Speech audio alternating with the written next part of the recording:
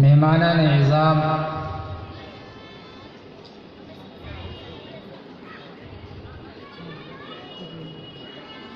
Stage पर तशरीफ़ फरमा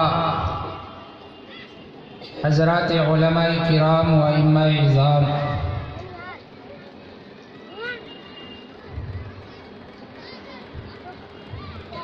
और अजीज़ बच्चों,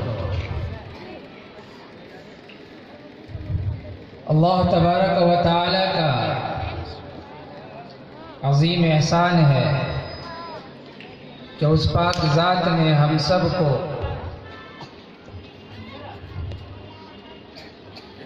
दीनी मजलिस में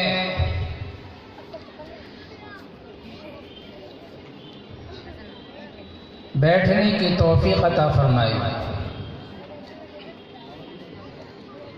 और काबिल मुबारकबाद हैं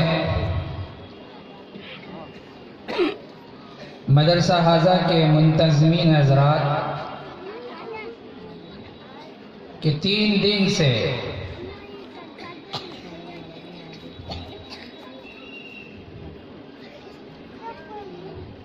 इस इजलास को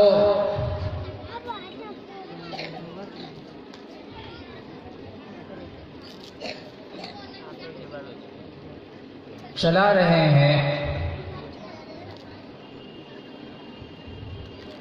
और मुसलसल दीनी पैगाम उम्मत तक पहुंचा रहे हैं।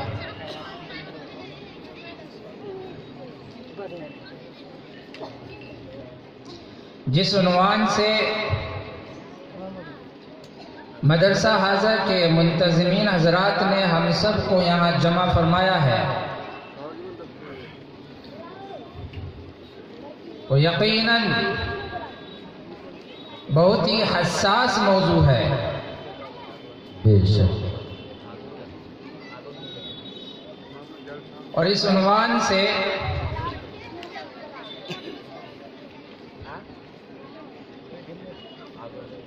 पिछले माह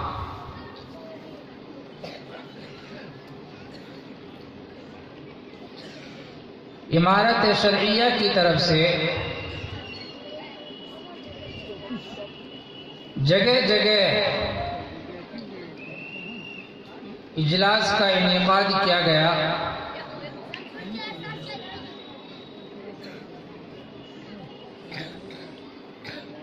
तालीमी बेदारी और इस्लाह मुआशरा के ताल्लुक से इमारत शरइया के प्लेटफॉर्म से उम्मत तक ये पैगाम पहुंचाया गया और इस उन्वान और मौजू से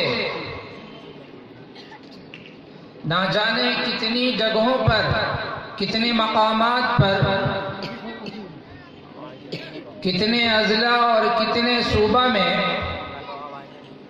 मुल्क के हर खित्ते में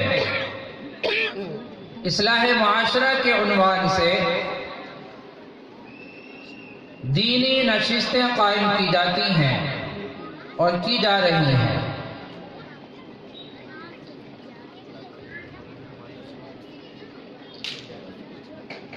ये हकीकत है कि इस्लाह अकाइद के बाद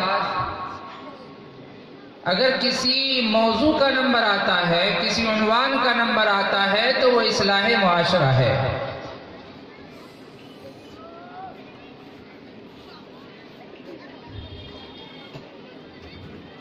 अगर आप अकाइद के एतबार से ठोस और मजबूत हैं, अकाइद में कोई कमजोरी नहीं है,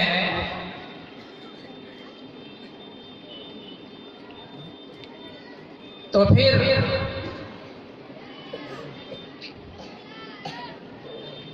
इस्लाह मुआशरा, समाज सुधार,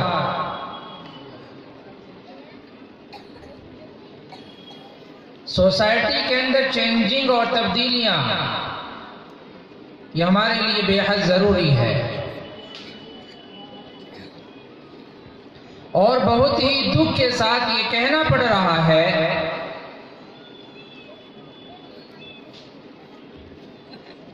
कि जिस आला पैमाने पर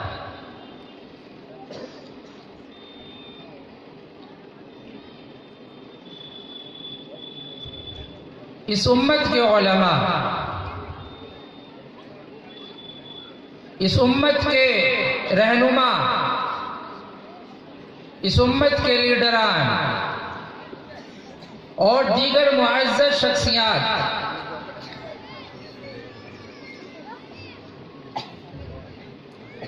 इस्लाह मुआशरा में, इस्लाह मुआशरा के सिलसिले में अपनी पूरी सलाहियत और अपनी पूरी तवानाई सर्फ कर रहे हैं, उस लिहाज से उम्मत की इस्लाह, जिसे हम इस्लाह मुआशरा का नाम दे रहे हैं, वो नहीं हो पा रही है।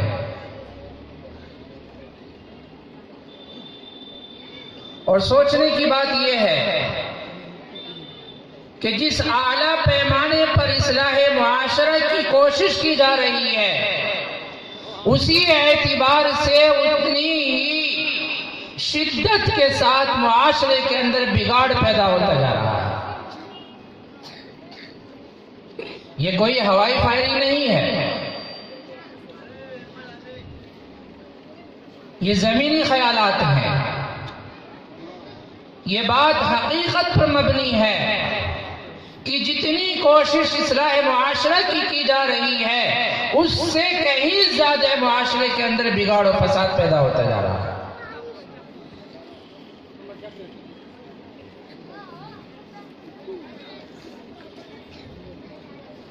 आखिर इसकी वजह क्या है, इसका हल क्या है?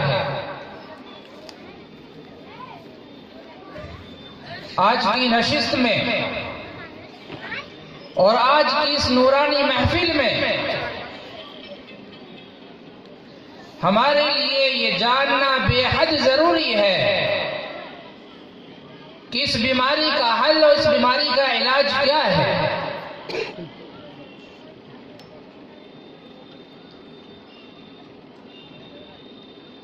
क्या इस्लाह मुआशरा की कामयाबी यही है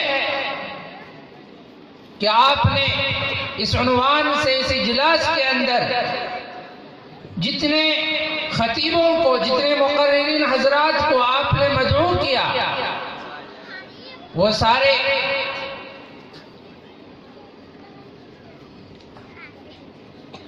इस इजलास के अंदर शरीक हो जाए और अपने बयान और खिताबत से हम सबको मुतनब्बे कर दें और अपना पैगाम पहुंचा दें, और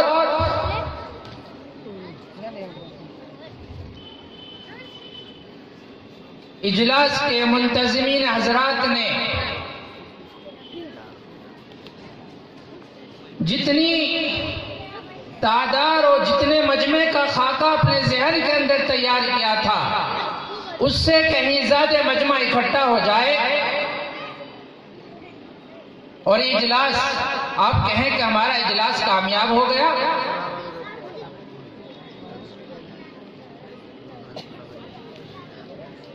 इसी को कामयाबी का नाम देना। आप गौर से सुन लें, अगर ऐसा ही है तो आपका इजलास कामयाब नहीं हुआ। इजलास कामयाब उसी वक्त होगा, मुआशरे की इस्लाह उसी वक्त मुमकिन है कि जो फरमान रब्बे कायनात ने कुरान मुकद्दस के अंदर बयान फरमाया, जो नुस्खा और जो तरीका अल्लाह रब्बुल इज्जत ने कुरान मुकद्दस के अंदर बयान किया है, जब तक हम लोग उस नुस्खे को, उस तरीके को नहीं अपनाएंगे, मुआशरे की इस्लाह मुमकिन नहीं है, हमारा कोई इजलास कामयाब नहीं हो सकता।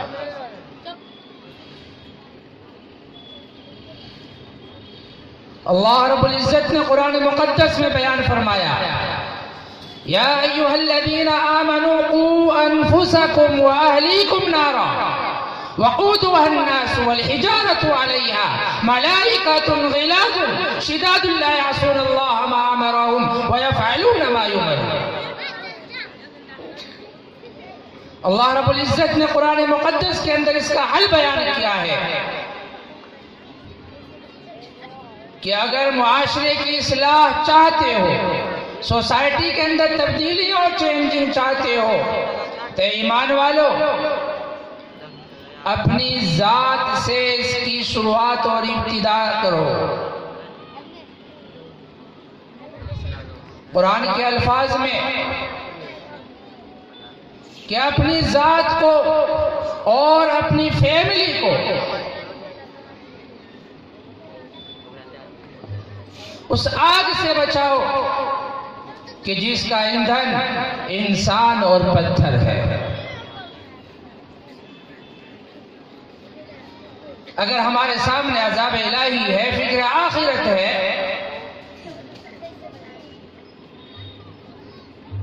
तो हम अपनी जात की इस्लाह कर सकते हैं।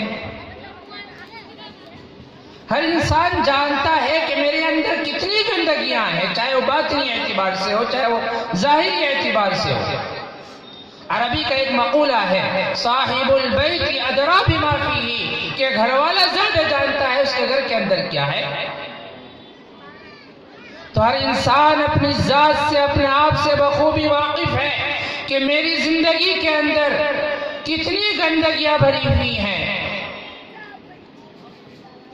और हम ढोल पीटते रहें कि इस्लाह मुआशरा हो जाए, इस्लाह मुआशरा हो जाए। मैं कसम खाकर ये कह सकता हूं कि आप इस जैसे इजलास हजारों कायम कर लें, जब तक आप अपनी जात से इस्लाह का कदम नहीं उठाएंगे, इस्लाह मुआशरा नामुमकिन है।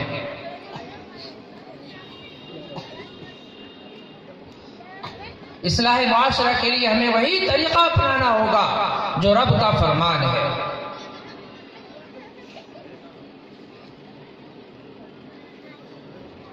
हर इंसान, हर फर्द ये चाह ले कि मेरे अंदर जो गंदगियां हैं, मेरे अंदर जो खराबियां हैं, मेरे अंदर जो गुनाह जन्म ले रहे हैं, वो सारी बुराइयों को, उन सारे खुराफात को, उन सारे गुनाहों को मैं खत्म करूंगा। अब यकीन जानिए कि एक अच्छी सोसाइटी और एक अच्छा मुआशरा हम सबको मिल सकता है। लेकिन अफसोस ये है कि हम चाहते ये हैं कि इसकी शुरुआत दूसरे से हो। हम दूसरों को शब रोज अच्छाइयों की तलकीन करते रहते हैं, बुराइयों से बचने के बारे में कहते रहते हैं, लेकिन अपनी जात की हमें फिक्र नहीं होती। अल्लाह का फरमान है, अतामुरून अन्नास बिल बिर्रि व तनसौना अनफुसकुम, क्या तुम लोगों को अच्छाइयों को आगे करते हो और अपनी जात को भुला देते हो, अपने आप को भुला डालते हो।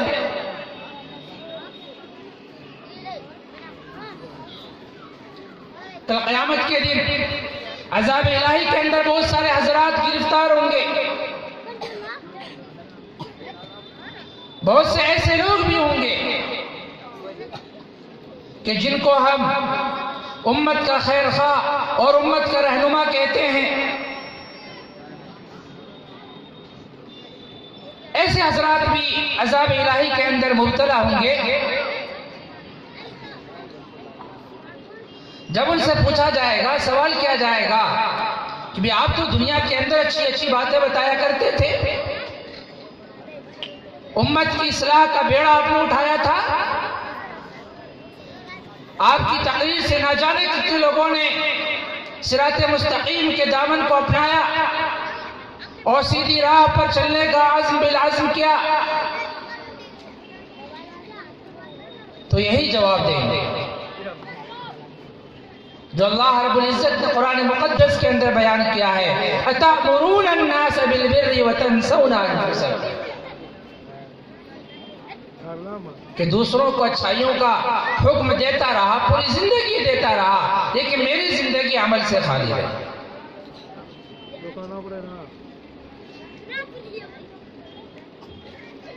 सरकार दो आलम सल्लल्लाहु अलैहि वसल्लम को अल्लाह रब्बुल इज्जत का जो फरमान सुनाया गया, अल्लाह रब्बुल इज्जत ने अपने लाडिले हबीब को डायरेक्ट लोगों की इस्लाह का हुक्म नहीं दिया, बल्कि अल्लाह रब्बुल इज्जत का फरमान सबसे पहले अपने लाडिले हबीब सरकार दो आलम सल्लल्लाहु अलैहि वसल्लम के ऊपर जो आया है। उम्मत की इस्लाह के ताल्लुक से आपने फरमाया, अल्लाह रब्बुल इज्जत का हुक्म है वन्ज़िर अशीरतकल अक़रबीन, कि ऐ नबी आप अपने रिश्तेदारों को डराइए, आप सबसे पहले अपने रिश्तेदारों को समझाइए। एक तरफ अल्लाह रब्बुल इज्जत ने अपनी जात की इस्लाह का पैगाम सुनाया और उसके साथ साथ अपनी फैमिली की इस्लाह का पैगाम उम्मत को बताया है। आज उम्मत इन दोनों चीजों से खाली है, ना तो अपनी जात की इस्लाह की हम फिक्र करते हैं और ना ही अपनी फैमिली की इस्लाह की हम फिक्र करते हैं। अगर हमारे सामने इस्लाह की अगर पेशकश है, अगर हम इस्लाह की अगर कोशिश करते हैं तो इसकी शुरुआत दूसरों से करना चाहते हैं। तो आज ये पैगाम लेकर के जाएं, अल्लाह रब्बुल इज्जत से ये वादा करें कि हम सबसे पहले अपनी जात से की इस्लाह करेंगे और इसकी शुरुआत और इब्तिदा अपनी जात से करेंगे।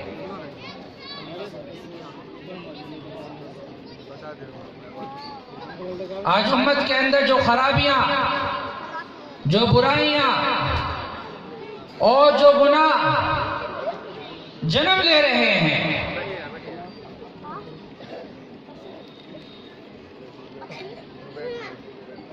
मुझे बड़े ही अफसोस के साथ ये कहना पड़ रहा है कि इसके अंदर ऐसे उलमा का भी हाथ है जिसको हदीस के अंदर उलमा सू कहा गया है।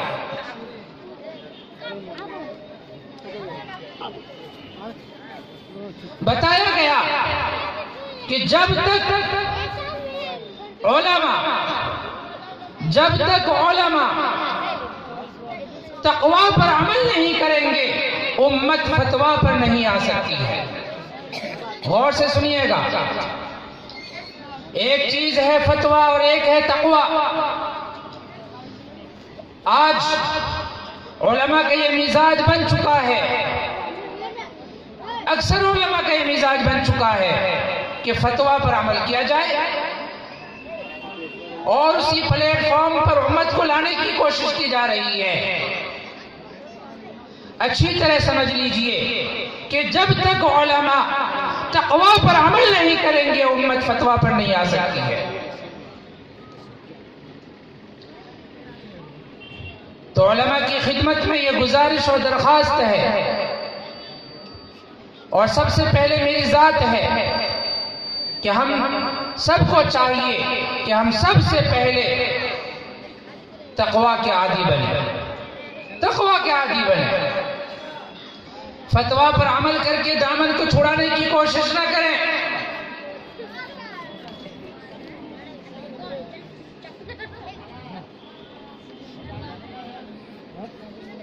बताया गया कि जो इंसान नफल का पाबंद होगा, गौर से सुनिएगा, जो इंसान नफल का पाबंद होगा उसकी जिंदगी से कभी फर्ज नहीं छूट सकता। जो इंसान नफल का पाबंद होगा वो फर्ज का भी पाबंद होगा, और जो इंसान सिर्फ फराइज व वाजिबात का पाबंद होगा तो हो सकता है कि उसकी जिंदगी से फराइज व वाजिबात भी निकलने शुरू हो जाए। फराइज व वाजिबात पर लाने के लिए, फराइज व वाजिबात पर अमल करने के लिए हमारे लिए जरूरी है कि हम नवाफिल के आदी बने, हम नवाफिल को अपनी जिंदगी के अंदर दाखिल करें। अगर हम नवाफिल के पाबंद होंगे तो फराइज व वाजिबात हमारी जिंदगी के अंदर अच्छी और बसी होंगी। हो सकता है कि कभी सुस्ती काहिली की वजह से हम नफल को छोड़ दें, लेकिन तबीयत ये नहीं चाहेगी कि आप फराइज वाजिबात को छोड़ दें। कि जो मुसलमान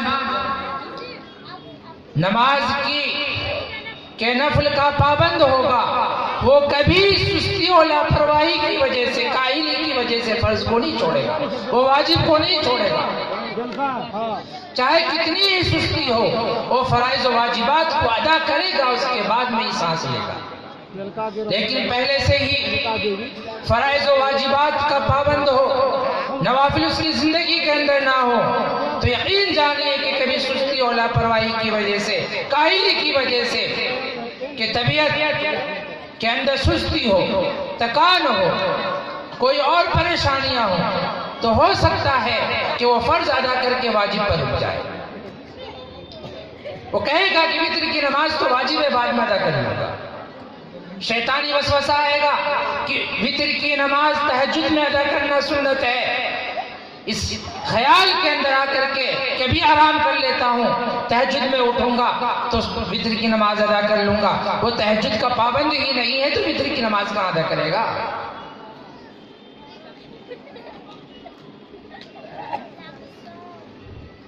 तो इस चीज को अच्छी तरह समझ लें कि हम फराइज व वाजिबात के साथ साथ नवाफिल के पाबंद रहें। नवाफिल को नफल कह के न छोड़ा जाए कि तो नफल है, करेंगे तो सवाब मिलेगा, नहीं तो कोई हिसाब नहीं है, कोई पकड़ नहीं है।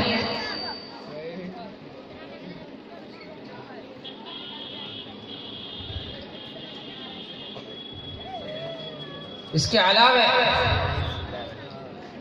इस्लाह मुआशरा के ताल्लुक से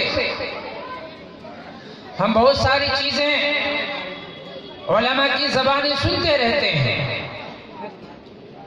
कि अल्लाह रब्बुल इज्जत ने हमें मुसलमान बनाया है। हम मुसलमान के दायरे से निकलकर, गौर से सुनिएगा, मुसलमान के दायरे से निकलकर, मुसलमान की लिस्ट और फहरिस्त से निकलकर मोमिनीन की फहरिस्त और लिस्ट में दाखिल होने की कोशिश करें।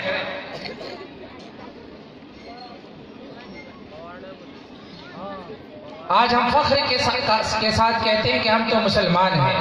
अब काबिल मुबारकबाद है, आप मुसलमान हैं, लेकिन आप मुसलमान की लिस्ट से निकलकर मोमिनीन की लिस्ट में दाखिल होने की कोशिश करें। आज दुनिया के अंदर मुसलमानों की बहुत ही ज्यादा भीड़ है, कसीर तादाद में मुसलमान मौजूद हैं, लेकिन मोमिनीन बहुत कम मौजूद हैं। आज उम्मत को जरूरत है मोमिनीन की, ना कि मुसलमान की। गोश्त खाने वाले मुसलमान बहुत हैं, जुमे की नमाज पढ़ने वाले मुसलमान बहुत हैं, ईदैन की नमाज पढ़ने वाले मुसलमान बहुत हैं, शर्मा हुजूरी में जनाजे की नमाज पढ़ने वाले बहुत हैं, लेकिन अल्लाह रब्बुल इज्जत ने जो दीन का दायरा मुतय्यन किया है, जो दीन की हुदूद कायम की है, उस हुदूद के अंदर आने वाले मुसलमान बहुत कम हैं जिनको मोमिनीन कहा जाता है। अल्लाह रब्बुल इज्जत ने कुरान मुक़द्दस में बयान फरमाया, क़द अफ़लहल मुमिनून अल्लज़ीना हुम फ़ी सलातिहिम ख़ाशिऊन वल्लज़ीना हुम अनिल लग़्वी मुअरिज़ून।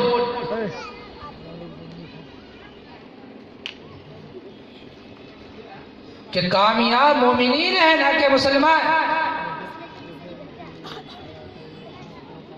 अगर मुसलमान कामयाब होते तो अल्लाह रब्बुल इज्जत का हुक्म ये नहीं आता, क़ालतिल अअराबु आमन्ना क़ुल लम तु'मिनू वलाकिन क़ूलू अस्लमना। कि बहुत सारे हजरात अल्लाह रब्बुल इज्जत के लाडिल हबीब सरकार दो आलम सल्लल्लाहु अलैहि वसल्लम की खिदमत में आकर दीन इस्लाम के दामन को थामते हैं और वो यूं कहने लगते हैं कि हम तो मोमिनीन हैं। अल्लाह रब्बुल इज्जत की तरफ से डांट आई अल्लाह रब्बुल इज्जत ने फौरन उन लोगों को मुतनब्बे किया कि अभी तुम लोग मोमिनीन नहीं हो बल्कि मुसलमान हो। मुसलमान वो होता है जो अल्लाह रब्बुल इज्जत के हुक्म का पाबंद होता है। क़ालतिल आराबु आमन्ना, बहुत सारे देहाती लोग यूं कहते हैं कि हम ईमान ले आए। अल्लाह रब्बुल इज्जत ने मुतनब्बे किया, कुल लम तुमिनू,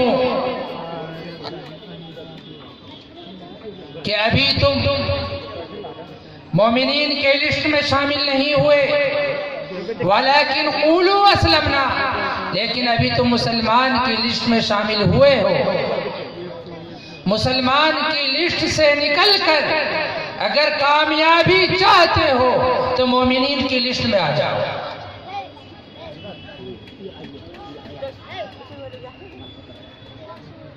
मोमिन कैसा होता है? नबी करीम सल्लल्लाहु अलैहि वसल्लम ने बयान फरमाया, अल मुस्लिमु ला यकज़िब, कि मुसलमान झूठ नहीं बोलता।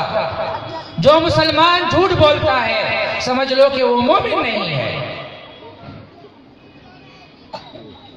धोखेबाजी के बारे में सरकार दो आलम सल्लल्लाहु अलैहि वसल्लम ने इरशाद फरमाया, मन गश्श फलैसा मिन्ना, कि जो धोखा दे वो हम में से नहीं है। जो मुसलमान धोखा दे रहा है कि समझ लीजिए कि वो मोमिन नहीं बल्कि मुसलमान है।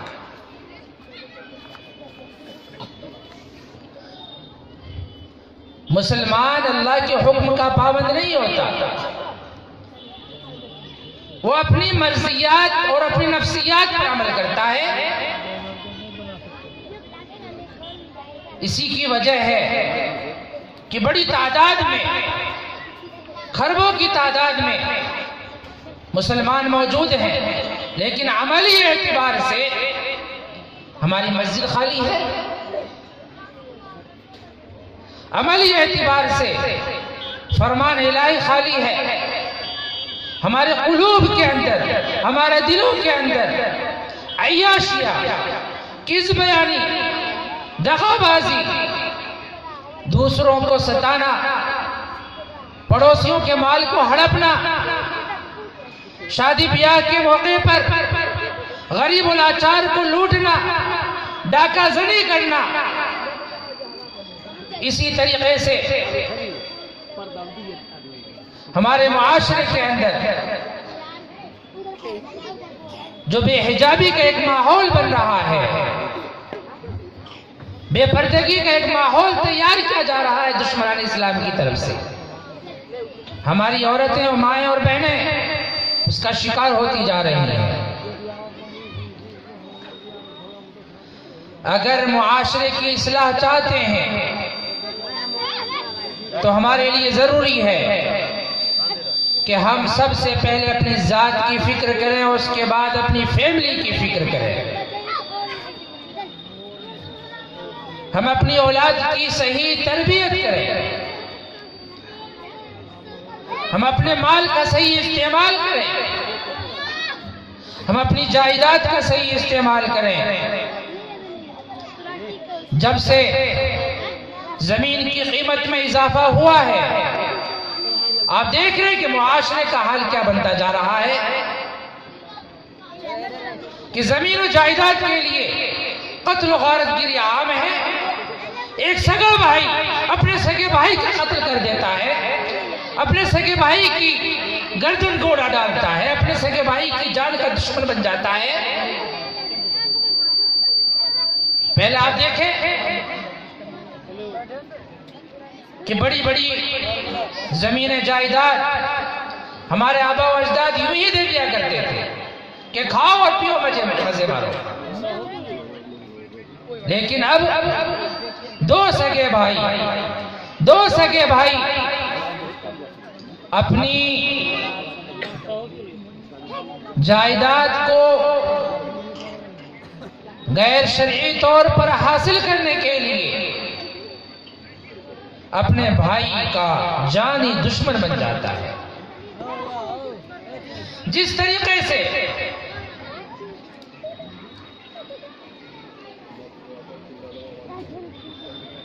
हजरत आदम अलैहिस्सलाम के दो बेटों ने, दो सगे भाइयों ने आपस में कत्ल गारतगिरी को अंजाम दिया था और वो सबसे पहला कत्ल था। इसी तरीके से आज मुआशरे के अंदर दो सगे भाई अपनी जायदाद को हासिल करने के लिए, प्रॉपर्टी को हासिल करने के लिए जानी दुश्मन बन जाते हैं। एक इंच देना गवारा नहीं करते। और दूसरा, अगर कमजोर है, अगर कोई भाई ताकतवर है तो अपनी लठ की जोर से, अपनी लाठी की ताकत से दूसरे भाई की पूरी जायदाद